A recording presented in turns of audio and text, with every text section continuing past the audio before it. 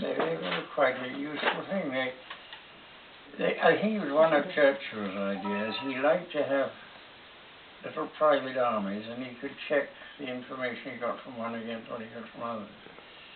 And their main function was to find out, initially, when England was threatened with invasion, they were dotted in little corrugated holes in the ground in the country with plans for blowing up bridges and everything, and assuming the German army had arrived, you know, blowing up anything. And then I think when Peter joined it, your father joined it, it was more finding out where the front line was in Europe.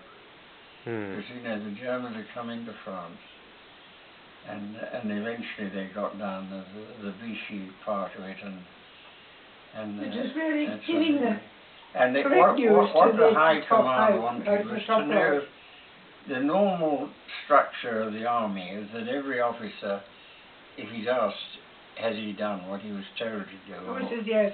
Yeah, of course he'd say yes, because otherwise he'd show up that he was negative or something. Like, and probably he hadn't done it.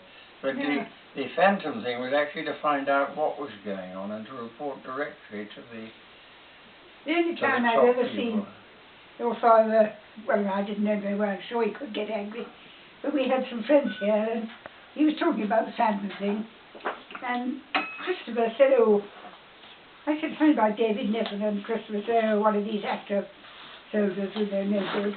And your father rose up with flashing eyes and said, I was with him in the Phantoms, and he was marvellous, and don't said go, you know. Right. And Christopher, once in his life, was quite tough. Good for your father. So do you know whereabouts in Italy he was it? Well, I don't know where he was with David Niven, was less than the... No, I'll tell you exactly where they were. The headquarters in England was the British Court Club in England. Yes, but I mean, was he in action with David Niven? He must have been. Or whereabouts in Italy he went?